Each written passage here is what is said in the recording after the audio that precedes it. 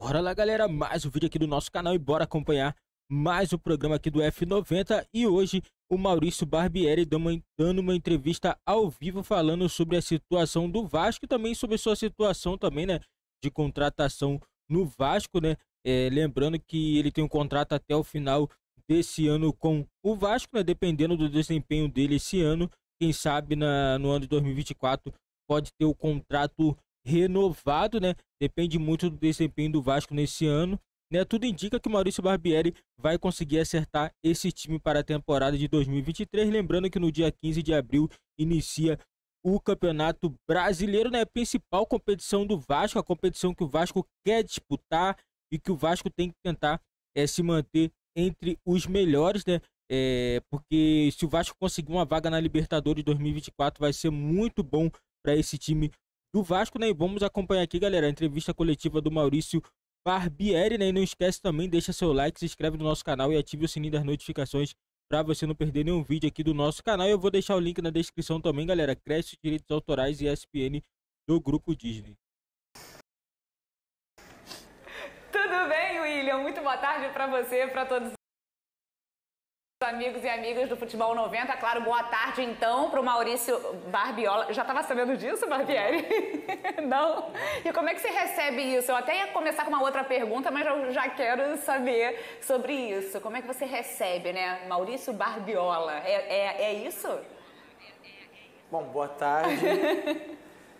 Recebo com naturalidade. Acho que faz parte do torcedor nesse momento de descontração, de alegria, essas brincadeiras, os memes, né, que eles todos fazem, mas recebo dessa maneira, com uma brincadeira sadia, divertida. Boa, Barbieri, muito obrigada por receber a gente aqui. Eu já começo também te perguntando, porque lá atrás, quando você foi apresentado, né, para assumir esse novo Vasco, você falava que o Vasco estava em construção atrás dos grandes times do Rio de Janeiro. Agora, alguns jogos depois, 3 clássicos depois, derrota para o Fluminense, vitória do Botafogo, agora essa vitória contra o Flamengo.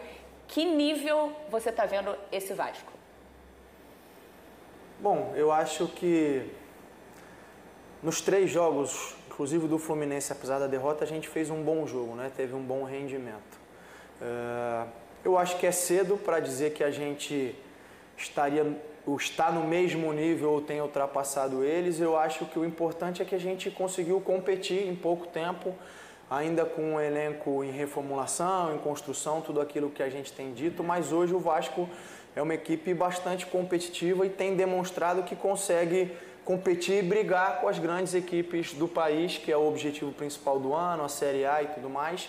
Então eu acho que a gente tem conseguido em pouco tempo atingir um nível satisfatório e o que a gente espera a partir de agora é seguir crescendo, desenvolvendo, evoluindo cada vez mais para tornar essas vitórias algo mais consistente, algo que aconteça mais vezes. Boa, William, já passo para vocês, podem mandar perguntas aqui para o Barbieri e a gente vai batendo esse papo. Você sabe que tem participação dos fãs de esportes, daqui a pouquinho o pessoal manda o vídeo com perguntas, a gente chama aqui torcedor do Vasco, pergunte para o Barbieri, daqui a pouco a gente vai ter pergunta do torcedor. Mais uma vez agradecendo o Barbieri por atender a gente, papo muito bom.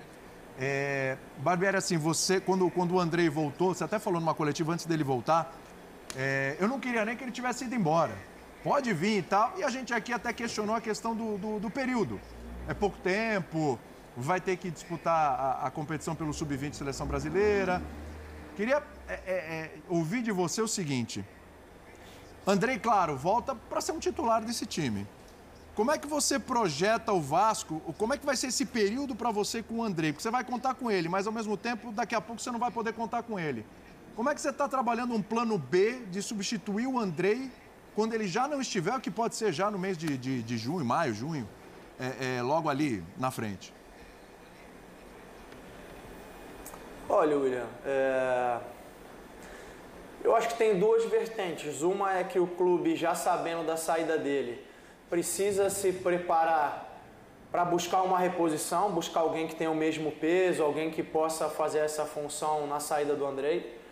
E depois a gente internamente também precisa trabalhar os demais jogadores para darem conta do recado, até numa ausência do Andrei por lesão, por suspensão, enfim. Esse é um processo mais natural, né? Toda equipe precisa desenvolver esse processo de ter aqueles jogadores que acabam sendo as principais escolhas, vamos dizer assim, as escolhas iniciais, mas depois você tem os substitutos, aqueles jogadores que entram para tentar ter um desempenho parecido ou relevante, melhor, enfim, aquilo que for possível. A gente tem alguns meninos que vêm crescendo, se desenvolvendo, que ainda são jovens. Tem o caso do Rodrigo, o caso do Barros. São jogadores que a gente ganha tempo para prepará-los, para deixar eles melhor desenvolvidos, para suprir essa necessidade numa eventual ausência do Andrei. Barbieri, aproveitando esse gancho, você falou aí de reposição, né, quando o Andrei for embora, e você vê isso assim, uma peça que vocês querem buscar no mercado e já emendando aí, o Paulo Brax fala que, né, até abril quer ter 90% do elenco formado. Você pediu alguma posição específica, se puder falar a posição, ou então o número de jogadores que você ainda quer colocar nesse Vasco aí que você está construindo? A ideia é sim que a gente vá no mercado buscar, a gente precisa encontrar esse jogador ou essa peça. Eu faço sempre muitos pedidos para o Paulo. Em alguns momentos é possível atender, em outros não, ou porque o jogador tem contrato, ou porque está fora por questão financeira, por uma série de questões, mas a gente tem sempre trocado. E os pedidos são muitos, como eu disse. Mais ou menos quantos? A ideia... Muitos? 5, 3? A gente já falou desde o início do ano de muitos nomes. Muitos a gente acabou não conseguindo, como eu disse, por terem jogadores que ou têm contrato e não eram possíveis de estarem deixando o clube, outros por questão financeira. Mas a gente troca muito em relação a isso, né? Desde o início, como a gente vinha num elenco em construção, a gente procurou mapear todas as posições. Agora a gente tem posições que a gente entende que tem uma segurança um pouco maior, tem outras que a gente entende que precisa continuar buscando. Uma é essa, do Andrei. Então a gente segue em busca, mas eu não consigo te dizer quando a gente vai encontrar, se a gente vai encontrar agora nessa janela ou só na próxima, uma situação que a gente não tem ainda resolvida. Boa, William. Muito bem. Deixa eu mandar um abraço para o Léo Jaime. A gente falando de cantores aqui, o Léo Jaime está acompanhando o programa. Não, o Maurício Marieri eu não sei se tá. O Léo Jaime o Léo Jaime tá. Léo Jaime. E elogiando o Barbieri, né? Elogiou. Esse cara é bom, esse cara é bom. Deu uma tuitada agora o Léo Jaime. Está acompanhando a gente. Grande abraço para o Léo Jaime. Somos todos aqui fãs do Léo Jaime, né? Espetacular. Eu cometi uma indelicadeza aqui. Eu tinha que ter começado... Não, a primeira pergunta não tinha que ser minha, né? Tinha que ser do Pedro Ivo. Porque tem o Pedro Ivo verdade. Eu não sei se a pergunta é dele ou se o vizinho vascaíno dele mandou uma pergunta aí no Zap. Não, a pergunta é minha. Maurício, obrigado por você estar aqui com a gente. Você já brincou aí no caso de reforços que a Roberta pergunta muito bem, porque é sempre uma curiosidade do torcedor, quantos reforços, quem chega, quem não chega. Eu acho que uma curiosidade do torcedor eu também tenho, não só no processo do Vasco, mas no processo de outros clubes, que é uma novidade, entre aspas, recente do Brasil, que é a SAF administrando um clube de futebol. É um modelo totalmente diferente dos dirigentes amadores, eleitos. Como é que é exatamente esse processo? Como foi a montagem, se você puder detalhar dentro do que você possa falar, a montagem do elenco, o que você pediu esse tipo de jogador, porque encaixa com o meu projeto, com a minha ideia, e como é esse dia a dia, além do contato com o Paulo, com os próprios americanos, com os donos da brincadeira, no caso. Como é que é essa relação, essa montagem, esse plano de utilização e na esteira desse assunto, o plano de utilização dos jovens? Porque a gente olha para o Botafogo, todo mundo ficou muito revoltado. Nossa, mas aí desenvolveu um jovem e vendeu. Como é que é esse dia a dia com a SAF?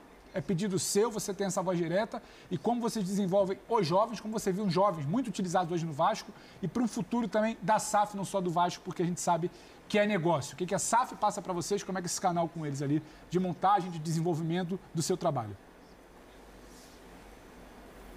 Bom, boa tarde, Pedro. Um abraço ao Léo Jaime aí também, obrigado. Também sou um grande fã. Em relação à SAF, né? O meu contato diário é muito mais com o Paulo. O Paulo é que faz essa ponte junto com a SAF. Quando a gente se reuniu no começo para montar o elenco, primeiro a gente partiu de uma avaliação prévia daquilo que foi o elenco na temporada passada. E aí, o quanto a gente achava que tinha que mudar, que tinha que modificar, quais os jogadores que a gente entendia que poderiam ser observados e aproveitados, essa é uma parte do processo. Depois vem uma outra parte que é a questão do orçamento. Com a presença da SAF você tem um orçamento muito mais rígido, vamos dizer assim, você tem aquele valor total e você precisa ter sabedoria e inteligência para fazer as suas escolhas dentro daquele valor, né? Então não tem essa conversa de gastar mais do que você tem disponível como a gente vê muitas vezes aí nos outros clubes que não estão sob esse modelo de SAF, eles acabam se endividando, gastando mais, acabam fazendo, enfim, a coisa girar de uma maneira que depois a gente vê essas dívidas gigantescas. Então, com a SAF não tem essa conversa.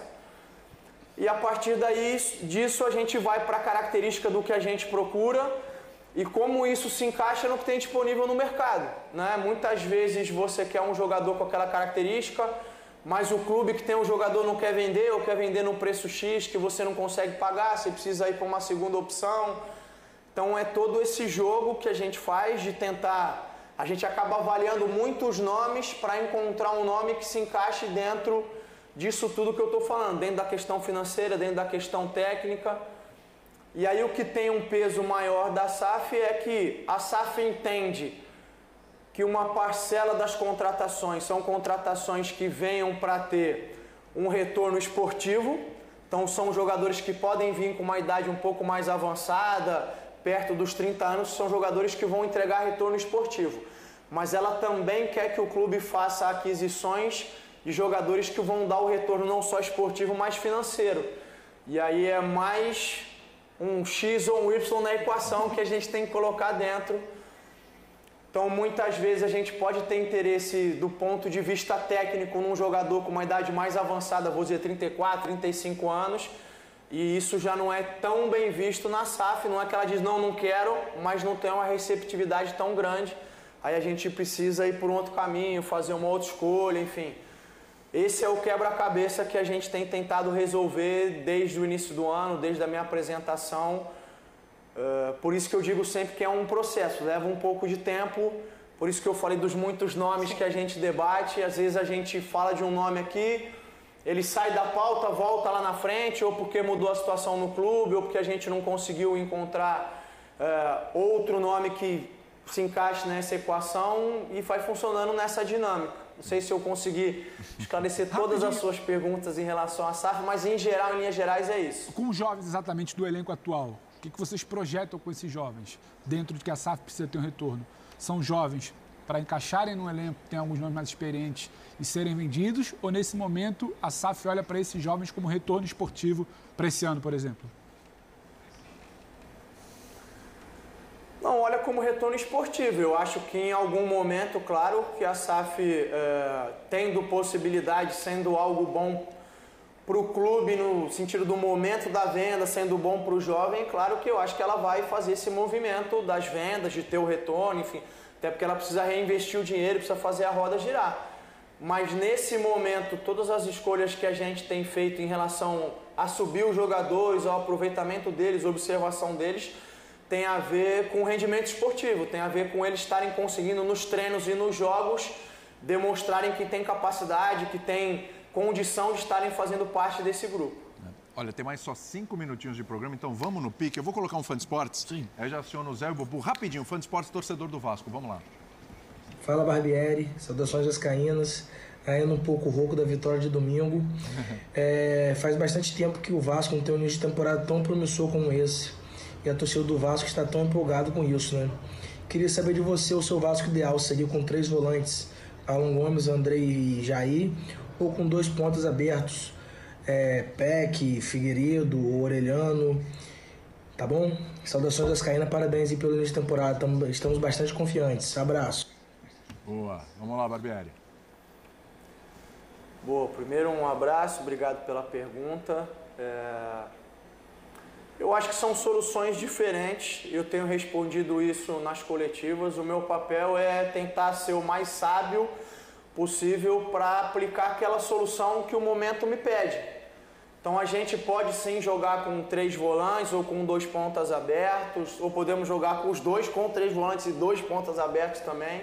Uma coisa não inviabiliza a outra. São escolhas que a gente tem que fazer em função do adversário, em função do momento da equipe, da competição, em função do momento dos jogadores também, daqueles que vêm pedindo passagem nos treinamentos ou por rendimento nos jogos. Eu não tenho uma estrutura de jogo fixa e que eu vou me prender a ela sempre sob qualquer circunstância.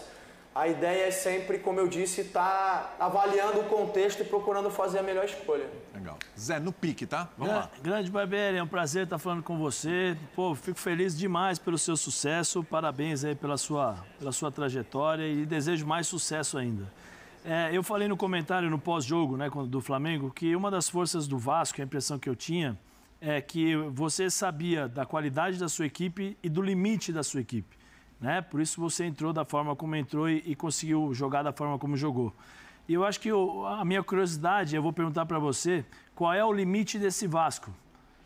Que eu acho que é o que todo mundo quer saber, né? Bom, boa tarde, Zé. Obrigado pelas palavras aí. Uma satisfação enorme estar falando com você também. É um grande prazer. Eu acho que você foi bastante cirúrgico na sua análise. Eu acho que passou bastante por isso, da gente entender quais eram os pontos fortes, qual era o potencial e a capacidade do Flamengo, que a gente sabe que é muito grande.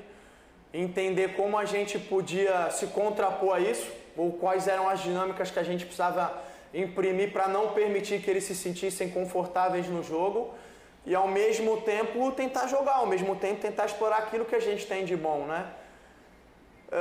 Difícil responder sobre qual é o limite dessa equipe nesse momento, porque é uma equipe que ainda está longe do seu limite, é isso que eu posso te responder. É uma equipe que ainda está numa fase inicial, intermediária ali de desenvolvimento. Eu tive a estreia do Andrei, tive o retorno do Marlon, então são jogadores que eu ainda tenho pouco tempo com eles. Teve a estreia do Capasso, é um jogador que chegou agora. Tem o Orejano, que é um jogador que eu ainda não consegui usar muito. Tem um crescimento de um Peck, de um Figueiredo, do Rodrigo que vem jogando.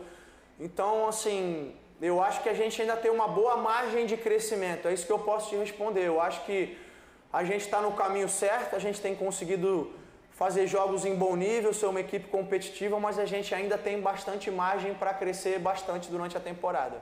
Bubu, fecha aí no pique também, vamos lá. Um prazer falar contigo, Maurício. Até que daqui a pouco vai começar o ESPN FC de futebol internacional. Isso. Então eu quero te perguntar, que tipo de futebol você acompanha fora do Brasil? Futebol europeu, tem algum técnico que você gosta, que você admira, que você se inspira?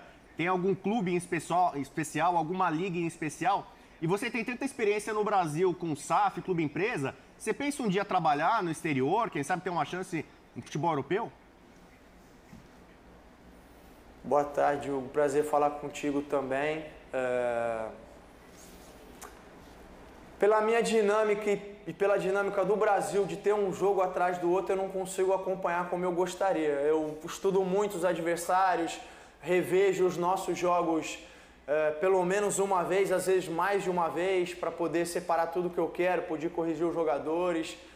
Mas, em geral, eu acho que eu olho para as principais ligas, como todo mundo, acabo acompanhando o Champions League, campeonato inglês, espanhol, alemão, italiano, enfim. Olho para as principais equipes, os principais treinadores. Eu acho que já tive, durante um período da minha carreira, algumas preferências mais fortes. Hoje eu não vejo dessa maneira, hoje eu procuro aprender com todos eles e, como eu digo, cada um apresenta e oferece soluções diferentes, né? Às vezes para o mesmo problema. Então, o Liverpool às vezes vai jogar contra uma mesma equipe, tem uma abordagem, o Manchester City vai jogar contra essa mesma equipe, tem outra abordagem, e eu acho que nenhum dos dois está errado. Os dois têm uma leitura do jogo e eu preciso entender como aquilo encaixa, tentando transferir para a minha realidade. Então é isso, eu leio bastante, leio muito biografia de treinadores, procuro acompanhar, procuro aprender, mas sem me prender a algo que seja muito fixo ou uma verdade. Procuro encarar como uma questão de soluções mesmo, de soluções diferentes e de maneiras diferentes que eu posso aprender. Legal. 30 segundos. Acabou, não dá tempo, não dá tempo. Ia passar uma para você, falou, acabou, não dá mais. A Roberta falou estágio atual. Rápido. Ele falou que não dá para dizer que está melhor ou pior que o time. Estágio final, onde você projeta esse Vasco no final do ano, tendo limite ou não, para dialogar com uma realidade do torcedor. Esse time vai brigar pelo quê? O torcedor pode esperar o quê? Essa fecha, boa. Olha, pode esperar uma Série A bastante consistente, que a gente possa estar na parte de cima da tabela. Não vou falar a classificação final, mas a ideia é que a gente possa estar na parte de cima da tabela. Briga por Libertadores? difícil projetar agora porque a gente não joga o campeonato sozinho, depende do que os outros adversários vão apresentar também. Mas a ideia é que a gente possa competir em bom nível com todos eles. Obrigada, Barbieri. Obrigado. Isso, William. Volto com você, mas o Barbieri pode se despedir rapidinho? Pode, claro, deve, pelo amor de Deus. É um prazer enorme estar falando com vocês e uma satisfação grande. Prazer, obrigado, estou à disposição sempre. Valeu, Barbieri, brigadão, valeu. Roberto, um beijão pra você e nós vamos pro intervalo porque o ESPN... Galera, é isso aí, né? O Barbieri sendo muito lúcido em suas declarações. É claro, o Vasco tá muito longe. Não tem como você pegar e falar, esse é o limite do Vasco. Não tem limite. O futebol, pra falar a verdade, o futebol, qualquer equipe, ela não tem um limite onde ela pode atuar. O limite de atuação é esse, o limite não. No futebol existe muitos fatores que acontecem dentro de campo. Você pode ver esse jogo, muitas pessoas, o Flamengo é favorito, tem o melhor elenco, mas o Vasco foi lá e venceu. Futebol, tudo pode acontecer, né? Eu acredito muito que o Barbieri pode sim fazer dessa equipe do Vasco competitiva. Não pode ser a melhor equipe do cenário nacional, a equipe que tem os melhores jogadores, mas o Vasco pode sim ser uma equipe muito competitiva, né?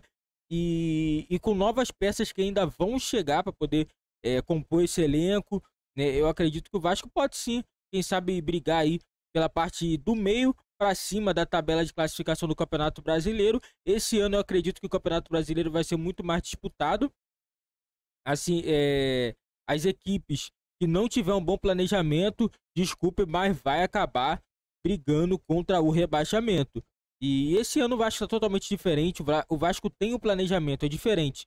Com a SAF, o Vasco tem o passo a passo de como deve gerir o futebol. Não tem aquele negócio, vou trazer jogador que não tem esse negócio de trazer jogador que está em inatividade, né? Porque muitas vezes no futebol brasileiro se contrata jogadores que jogou alguns anos atrás, jogou bem em algum clube no futebol brasileiro. E no momento o jogador não joga, é reserva, tem vários fatores. Entendeu? E isso tem que ser muito bem observado no futebol brasileiro. E o Vasco fez contratações muito pontuais aí que estão dando certo. Eu não posso falar ainda que deu muito certo, vai começar o Campeonato Brasileiro, que é a competição que o Vasco quer jogar, é a competição mais importante do Vasco, porque a Copa do Brasil para mim é muito difícil o Vasco conseguir o título, né? Mas o Vasco precisa fazer um Campeonato Brasileiro muito consistente, né?